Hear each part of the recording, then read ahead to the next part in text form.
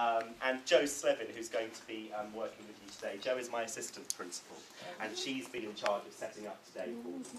So welcome to our school. We're very pleased and excited to have you here. And a few of you are recognised from a couple of years ago when you came over. So it's always lovely to have guests returning. So the Rochester Grammar School, as you know, is an advanced thinking school. We were the first secondary school in the country to be awarded that status. So we're really proud of that.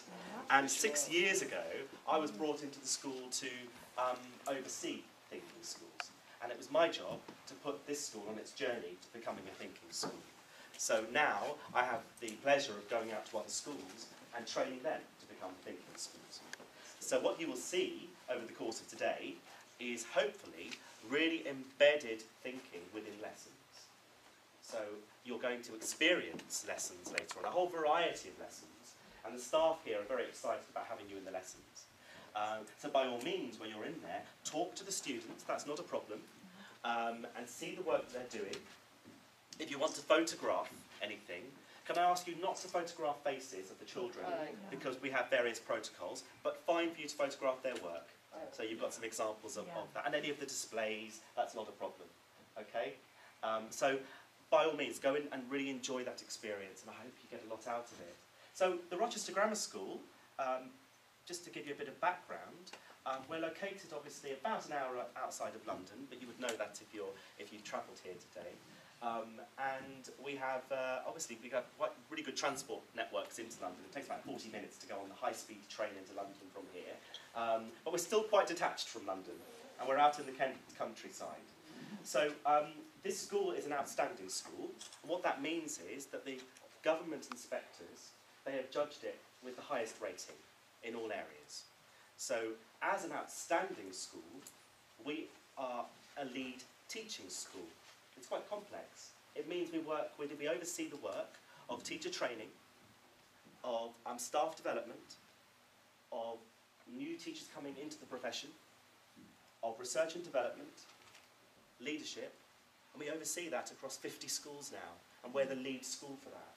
So as a result of our outstanding status. So we have lots of networks, lots of partners. And last year, we became the lead school in a trust of schools. Now, a trust is a family of schools who have one vision. So you can guess what our vision is. We are known as the Thinking Schools Academy Trust, TSAT, T-S-A-T. We are a TSAT, we call it, T-S-A-T. We are the lead school, and we have 9 schools in our family. Now, they range from primary schools, we have the younger students, and all the way up to 18-year-olds. So, which is obviously our school. We have 11 to 18-year-olds in our school.